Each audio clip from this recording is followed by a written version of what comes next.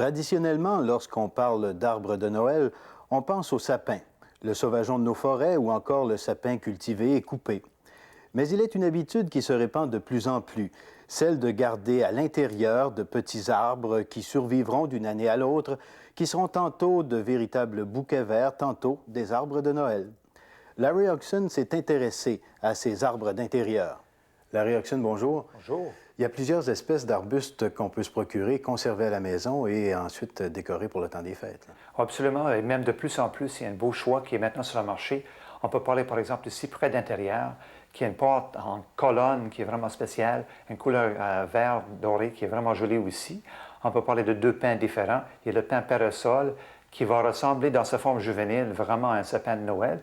Il y a aussi le pin des Canaries aussi, qui est une autre nouveauté, mais qui fait une forme de sapin lorsque l'arbre est jeune.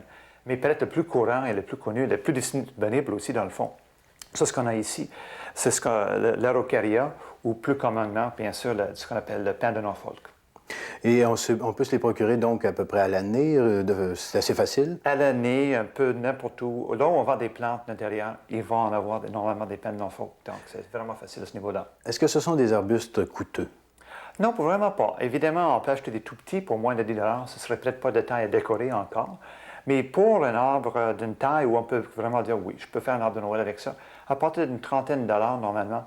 Et évidemment, ça peut monter à plus que 100 $ si on veut quelque chose qui touche presque au plafond. Mais c'est disponible et on peut les trouver sur le marché. Est-ce qu'il y a des précautions particulières à prendre à l'achat de ces plants-là? C'est sûr qu'on va bien regarder la plante. Il ne faut pas avoir peur de le toucher, et notamment les aiguilles. On va les toucher pour voir que ce soit encore assez doux. Si lorsqu'on le touche et c'est cassant et sec, c'est pas bon signe. La plante a peut-être trop manqué d'eau ou un autre facteur la déranger, mais c'est pas bon signe. On va également vérifier, voir s'il n'y a pas d'insectes qui peuvent être cachés. Dès qu'on voit quelque chose de suspect, on est mieux d'aller voir un autre. Et les insectes, c'est surtout à l'envers des branches? Ça a tendance à se cacher sous les branches s'il y en a. Donc, c'est une chose qu'on peut faire. Autre chose, ce serait peut-être de tasser l'arbre un petit peu juste pour sentir si les racines sont bien, bien solides. Ça, c'est un autre facteur qui est important dans le choix. Et ce sont des arbres qu'on peut tailler à l'occasion? On peut le tailler. Ce qu'on va surtout faire avec cet arbre-là, c'est qu'on va le laisser pousser à tous les ans. Ça va faire à peu près 10 cm de croissance. Donc, ça devient de plus en plus haut, assez lentement quand même. Mais une fois que c'est rendu près du plafond, là, on peut couper carrément la tête et ça va l'empêcher de pousser à peu près. Ça va plutôt, par la suite, devenir de plus en plus fourni au milieu et la croissance va plus ou moins arrêter. Donc, c'est bien lorsque c'est au plafond d'arrêter sa croissance, en fait. Est-ce que ce sont des arbustes qui demandent passablement de lumière? C'est sûr que lors de la période de croissance, et surtout donc printemps, été, automne, c'est bien de le placer près d'une fenêtre très éclairée.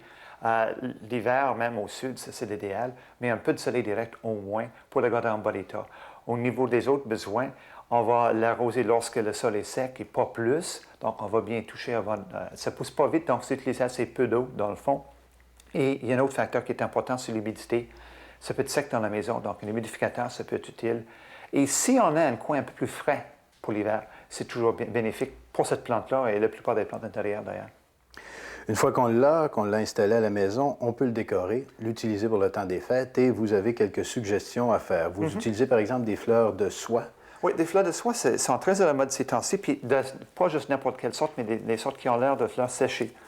Ça donne une allure un peu plus ancienne à l'arbre, ça recrée un peu une ambiance des fêtes du tournant du siècle qui est bien appréciée des gens.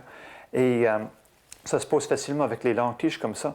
On n'a que les pousser à travers les branches et la fleur va bien se tenir. On n'a pas besoin d'attacher ou quoi que ce soit. Et justement, le fait d'avoir des longues tiges, plusieurs branches vont supporter la fleur, la décoration. Oui, donc, moins de risque de briser une branche. C'est ça. C'est un facteur qui est important. Avec un sapin qu'on achète là, qui est brisé, ce n'est pas un problème. Si on brise une branche ou si on le casse, ça ne dérange rien. On va le jeter de toute façon ou le recycler par la suite. Mais avec quelque chose qui est vivant, on va accrocher des décorations de façon bien délicatement. On ne les mettrait pas nécessairement complètement au bout des branches non plus. Là, j'ai mis une boule qui est quand même assez petite. Ça peut aller vers le bout de la branche, mais si j'avais quelque chose de pesant, je l'aurais plutôt mis à l'intérieur de l'arbre. C'est la même chose pour l'éclairage. Lorsqu'on a de petites lumières installées, on les place vers l'intérieur. Absolument. On ne tord pas les fils autour des branches. Ça peut les briser. On va les placer vers l'intérieur. Et c'est très important aussi d'utiliser seulement des tout petites ampoules, pas les plus grosses. Ça ne va vraiment pas. C'est trop chaud. Mais avec des petits Il n'y a pas de problème, puis l'arbre va bien tolérer un tout petit peu de chaleur de plus durant quelques semaines. D'accord. Et on peut, en fait, il y a place à l'imagination, on peut placer à peu près n'importe quoi comme décoration dans l'arbre. Il n'y a pas de limite, en autant qu'on fait attention, on ne peut pas briser. C'est ça qui est important. Une fois la période des fêtes terminée, contrairement au sauvageon traditionnel, on conserve l'arbre. Est-ce qu'on le replace tout bonnement dans l'endroit où il était? On l'aura probablement déplacé, rapproché du salon, des choses comme ça? Est-ce qu'il y a des précautions à ce moment-là? Pas vraiment, parce que l'éclairage, la lumière n'est pas trop forte. Ça aurait pu être le cas si on avait déplacé à un autre moment de l'année. Mais cette période-là, il n'y a pas de danger. Mais c'est sûr que l'arbre peut tolérer jusqu'à 4 semaines facilement dans un coin plus ombragé, le temps de Noël, dans le fond. Puis après ça, on le place dans l'endroit où ça va normalement, encore une fois, le plus de lumière qu'il peut avoir, mieux que c'est. D'accord. Et on l'utilisera encore pour d'autres décorations par la suite. Ça, d'année en année, ça va devenir de plus en plus beau. Bien, merci beaucoup, Larry Hodgson, et joyeuses fêtes. Merci.